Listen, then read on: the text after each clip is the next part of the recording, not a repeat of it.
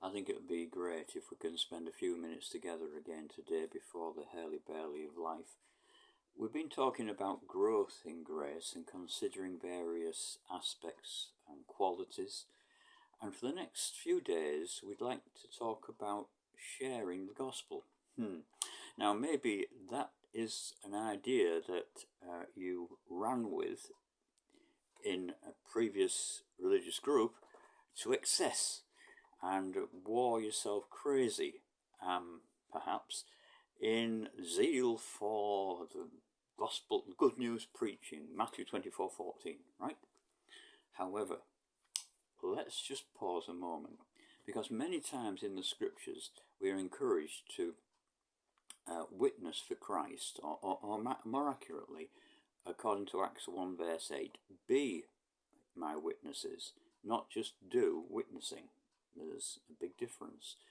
People may not read pages of the Bible or listen to long sermons, but they do see the chapters of our Christian life day by day and hear our words of kindness as living sermons for Christ.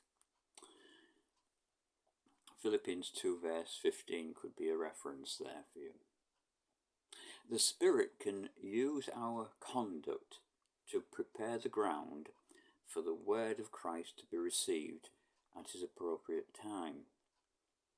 So our very lives can be like a plough turning over the soil for the seeds to be caught in the furrows and germinate, according to God's Spirit and timing. But contrast that with this question: were you once involved with a religion that expected you to be consumed with preaching an inadequate or pseudo-gospel like a preaching machine? But now Christ has found you and set you free, you may understandably view giving a verbal witness about him with some trepidation. Let's remind ourselves of Romans chapter 5 verse 14 onwards, and I'll read from the J.B. Phillips. Men do not light a lamp and put it under a bucket. They put it on a lampstand, and it gives light for everybody in the house. Let your light shine like that in the sight of men. Let them see the good things you do and praise your Father in heaven. So, Jesus here encourages us to have luminous lives. Now, imagine this comedic conversation from the first century. If you imagine it can stretch this far. Hello? I don't know if that phone's in the first century. Hello, is that Lantern World? I just brought your Lamplight 7000. It says on the box, it will light up any room, but it's not working. Well, yes, I filled it with oil, trimmed the wick, and lit it, as you say in the instruction leaflet.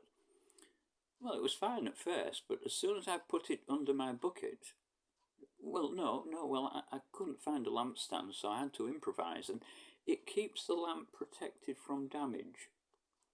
What do you mean it's not the lamp that's dim? Well, enough said.